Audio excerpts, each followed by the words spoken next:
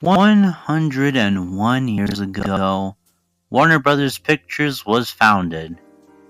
100 years later, they might need some help.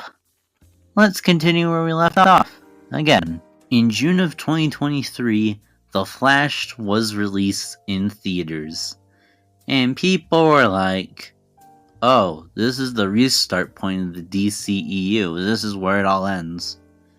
And yeah, it was true, and it made $200 million, which is somewhat okay, but it also lost $200 million. So, it lost the money for Warner Brothers. A month later, in July of 2023, was Barbie. And unlike The Flash, it became money-making success. It made over $1 billion at the worldwide box office because on that same day was a Christopher Nolan movie where a guy made an atomic bomb. Yeah, that somehow made $1 billion for Barbie. Yeah, in August of 2024, Meg 2 The Trench was released. Although it came after Barbie and Oppenheimer, it still did pretty decent. However, it wasn't in America. Most of the earnings made from Meg was from China, because China helped produce the film alongside America, and that's why it was a hit in China. Also in August, Blue Beetle was released in theaters. And people were like, oh, another DC movie.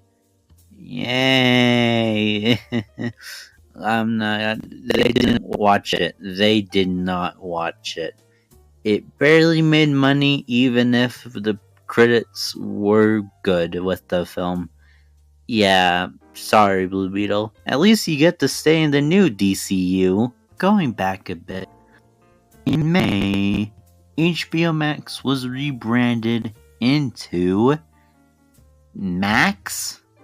Like, no HBO, but it's Max. But in the A, it's the HBO O thingy.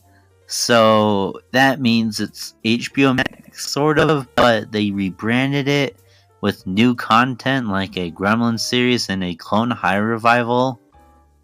What? But then something majorly happened at Warner Brothers and every other major movie studio. In May, the Writers Guild of America went on strike for unfair payment and AI. And then in July, the actors went on strike because of unfair payments and AI. With only 4 months left into 2023, Warner Brothers were like, oh my god, what are we gonna do? We need to make our 100th anniversary feel special instead of forgetting that it existed. I think they might have forgotten it. Because their year is almost over.